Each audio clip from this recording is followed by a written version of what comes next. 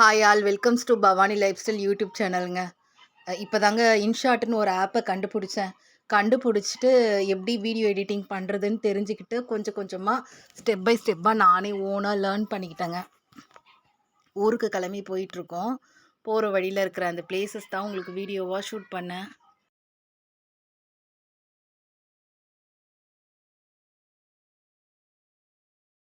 இந்த வீடியோவாக ஷூட் பண்ணியிருக்கேன்.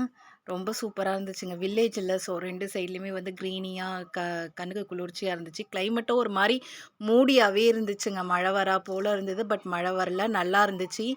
ஸோ நாங்கள் கிளம்பி போயிட்டுருந்தோம்.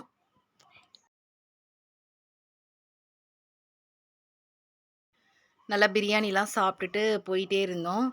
போயிட்டுருக்கிறப்ப வந்துட்டு ரொம்ப யோசிப்பேங்க நான். அப்போ யோசிச்சுட்டு இருக்கும்போது யோசிச்சேங்க, என்னடா நம்ம மட்டும் என்ன வீடியோஸ் போட்டாலும் சப்ஸ்கிரைபர்ஸும் இருக்க மாட்றாங்க, வியூஸும் போக மாட்டேங்குது.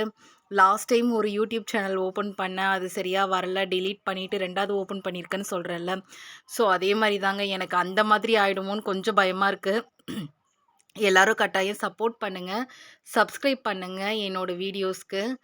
ஆ ஏன்னா எனக்கு தெரியலங்க எப்படி போடுறது அப்படின்னு சொல்லிட்டு. இப்போ தான் கொஞ்சம் கொஞ்சமா லேர்ன் பண்ணிட்டுருக்கேன்.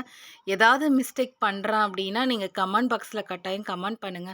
பட் பேட் கமெண்ட் மட்டும் பண்ணிடாதீங்க. ஏன்னா ரொம்ப கஷ்டப்பட்டு ஒவ்வொன்னா நம்ம லேர்ன் பண்ணி பண்ணிட்டுருக்கோம். நீங்க வந்து தெரியல அப்படின்னா, நான் எனக்கு தெரியலன்ற பட்சத்தில நான் கேட்பேங்க. நீங்க கட்டாயம் சொல்லலாம். பட் ஆனா ஹர்ட் பண்ற மாரி மட்டும் எதுவும் போட்றாதீங்க. அது கொஞ்சம் கஷ்டமா இருக்கும். அது மத்தவங்களையும் கஷ்டப்படுத்தும்ல.